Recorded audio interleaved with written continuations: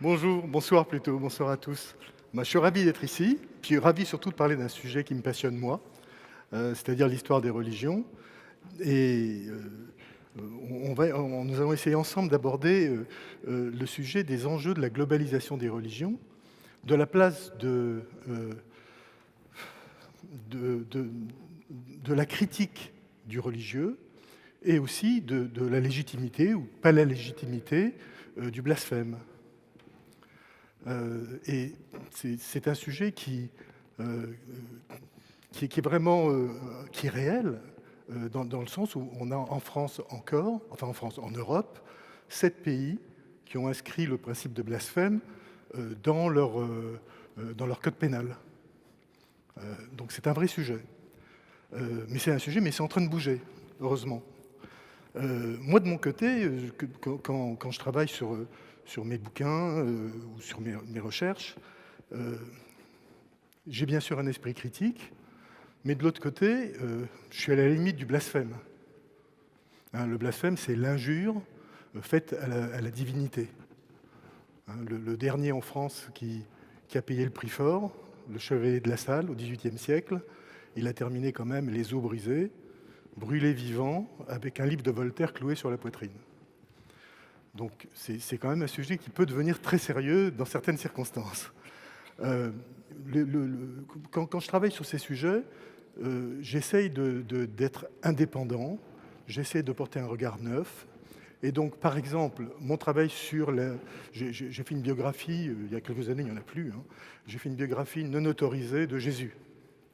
C'est-à-dire que j'ai fait abstraction de tous les textes qui sont les textes retenus, tous les textes officiels, tous les textes dits inspirés. Et je ne me suis concentré que sur des textes qui étaient mis de côté, qui étaient cachés, les fameux apocryphes, entre autres, donc 70 textes.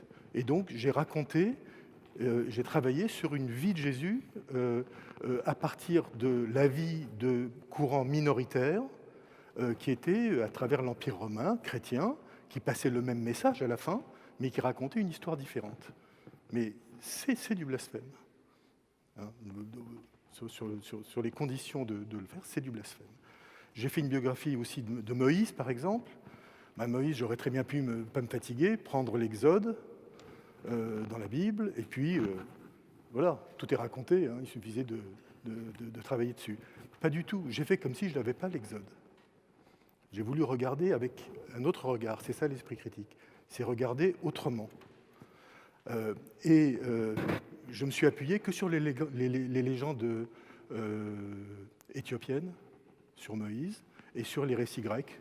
Et donc là, j'ai un autre personnage, une autre vision, qui m'a enrichi dans ma compréhension de la vision officielle. Donc ce sont des sujets intéressants. Marie-Madeleine, par exemple, il y a mille choses à dire sur Marie-Madeleine, mais quand je travaille sur ce sujet-là, je ne me suis intéressé qu'à l'aspect féministe du personnage. Donc plutôt sur ce qu'elle incarne dans le futur. Voilà, donc c'est une façon de regarder. L'esprit critique, c'est une façon de regarder. Et puis il faut des réalités. La grande majorité des personnes qui se définissent à partir d'une religion, 84% de l'humanité se définit à partir d'une religion, bien, la grande majorité de ces personnes considèrent que leur religion a la vérité, avec un grand V. C'est difficile, il y a 4000 religions. Un seul monde, 4000 religions. La question, ce n'est pas la question de la vérité, évidemment. Hein, c'est la question du style de vie. Mais ça ne peut pas être la question de la vérité.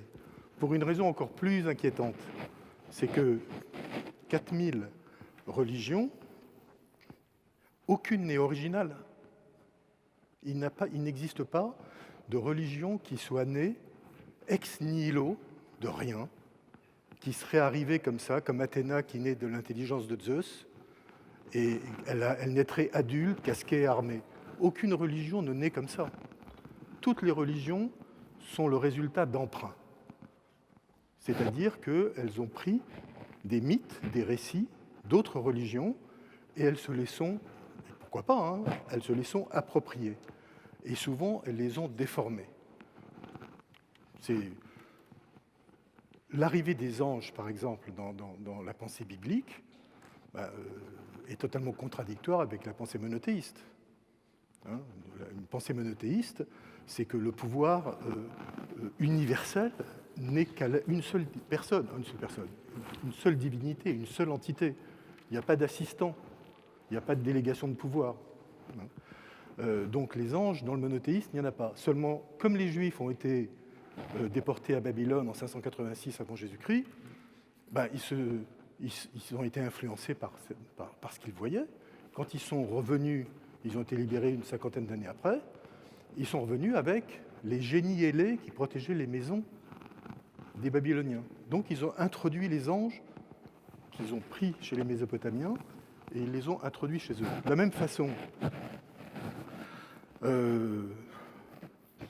Moïse, tout le récit mosaïque est le récit du dieu Marduk. Ce n'est pas un récit original. Il suffit de lire l'histoire de Marduk et on le comprend. Abraham, quand il est repris dans le Coran, 1000 ans après que son récit ait été écrit dans le judaïsme, il le transforme un petit peu, mais c'est un emprunt. Ce n'est pas une réalité, il n'y a pas eu un voyage dans le temps. Donc c'est un emprunt, ce qui s'est passé. Donc le Jésus, personnage le plus cité dans le Coran, 27 fois, alors que le prophète Mahomet, je crois qu'il est cité 3 ou 4. Donc ça, c'est très intéressant aussi. C'est un emprunt. Donc il n'y a pas de religion originale. C'est-à-dire aucune ne peut revendiquer une sorte de vérité absolue qui jaillirait comme ça du néant. Donc en réalité, elles naissent de blasphème. Elles naissent de déformation d'autres religions. Donc ça, je pense que c'est un sujet, c'est vraiment important pour comprendre pourquoi ce n'est pas possible de perpétuer le blasphème. La question qu'on peut se poser quand même, c'est comment tout a commencé. Parce qu'en fin de compte, vous verrez que c'est assez simple, la notion du blasphème. Enfin, en tout cas, la légitimité qu'on peut lui prêter. Il y a 15 000 ans, j'aime bien revenir à la cueillette, il y a 15 000 ans, les populations qui étaient toujours en déplacement, puisque c'était des cueilleurs, chasseurs, toujours en déplacement, toujours en mouvement, etc., ils ont décidé en partie de commencer à se sédentariser. Maintenant, cette sédentarisation, on n'en connaît pas la cause. Ce n'est pas une cause alimentaire. On peut imaginer peut-être que le rapport à la mort a changé, parce qu'il y aura des tombes différentes aussi à ce moment-là. On peut penser que le rapport à la mort, peut-être la perception que la mort était réellement inéluctable. En tout cas, il y a un changement de rapport avec les défunts. Je ne dis pas que c'est la raison, je dis que ça pourrait être une des raisons parce qu'on n'en a pas d'autres. Et donc, ils commencent à se sédentariser. Une partie va opter pour le nomadisme pastoral, c'est-à-dire le nomadisme fermé. Donc, ils vont nomadiser selon les saisons sur un territoire toujours le même. Et puis d'autres, ils vont choisir l'économie agricole et ils vont rester sur un territoire sans en bouger. Qu'est-ce qui se passe? Le territoire, qui était avant un lieu de passage, devient, en fin de compte, un territoire nourricier. S'il est nourricier, il est sacralisé. Et la question va se poser de qui a accès au territoire. À partir de ce moment-là, on a construit une échelle, on s'est construit une échelle des différences pour définir ceux qui ont ou pas accès au territoire. Les relations endogamiques, les rapports sexuels, etc., à l'intérieur du groupe, font qu'on a précisé les caractéristiques physiques des uns, et du coup, on a créé des caractéristiques physiques qui correspondent au territoire. Ce n'est pas une ethnie qui est entrée sur un territoire, c'est le territoire qui a fabriqué l'ethnie. Donc ça c'est assez important. Ensuite, il va y avoir la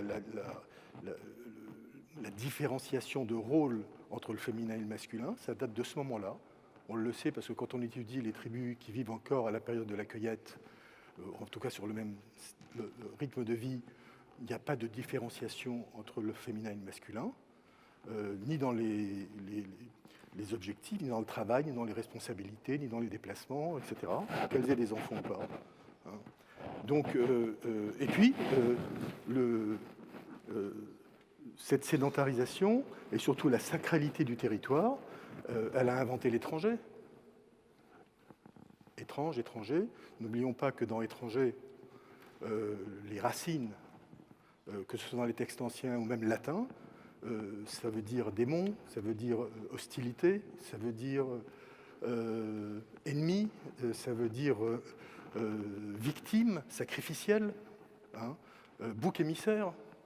Hein, donc on est vraiment dans une construction de l'étranger dans le sens celui qui n'est pas moi. Donc on entre avec la sacralité du territoire, on va entrer dans une logique de ressemblance.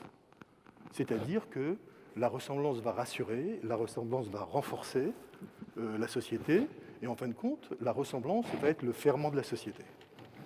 Toute divergence de la ressemblance, de la norme, est donc une atteinte au peuple et une atteinte au territoire. On est dans le blasphème. C'est une atteinte à la divinité, parce qu'on est dans un modèle qui est un peuple, un territoire, une divinité protectrice. Comme ça, les moutons étaient bien gardés, c'était chacun ses soies, etc. Qu'est-ce qui s'est passé? Globalisation de l'économie, libre circulation des idées, déplacement accéléré des personnes, c'est vrai, désacralisation des territoires, déterritorialisation des cultures, c'est-à-dire les cultures qui s'étaient construites à partir d'un territoire et souvent d'une géographie. Les cultures voyagent maintenant et peuvent être plusieurs, des centaines, à cohabiter sur un territoire qui est partagé. On n'est plus du tout dans la logique de la ressemblance. On est dans la logique de la différence. Hein, et donc, dans cette société-là, où les différences font le ciment de la société, il y a la place pour la critique, mais il n'y a pas la place pour le blasphème. Parce que nous ne sommes plus dans le culte de la ressemblance. Alors, ce qui se passe maintenant, ce qu'on ressent, parce qu'il y a beaucoup de tensions sur tous ces sujets-là, et surtout sur le sujet des religions, qui sont beaucoup exagérées, parce que les religions, contrairement à ce qu'on pense, sont des organisations intelligentes. Et que dans leur construction, elles étaient des avancées sociales dans leur période. Hein, donc elles ne sont pas archaïques. C'est les pratiques qui sont archaïques, c'est les interprétations qui sont archaïques. Donc le résultat de cette modification d'identité des personnes, puisque nous passons d'une identité construite sur la ressemblance à une identité collective construite sur les différences,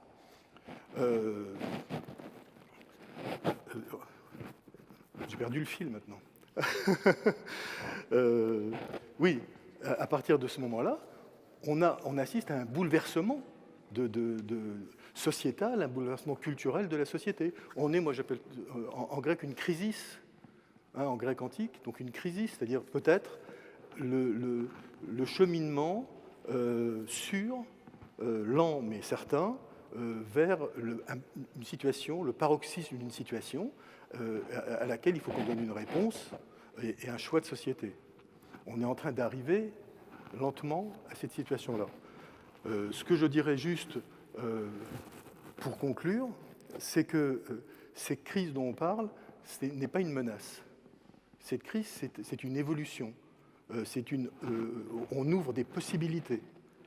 Donc ce n'est pas un combat contre les religions, à aucun moment, parce que les religions sont assez grandes, et elles vont s'adapter comme elles se sont toujours adaptées. Et je pense que les systèmes de pensée religieux sont tout à fait capables de s'organiser autour de croyances inclusives. Et peut-être que ça sera le moment où on y arrivera. Et donc, ce bouleversement dont je parle, cette crise, en fin de compte, c'est simplement une crise de croissance éthique et pas du tout une menace. C'est tout.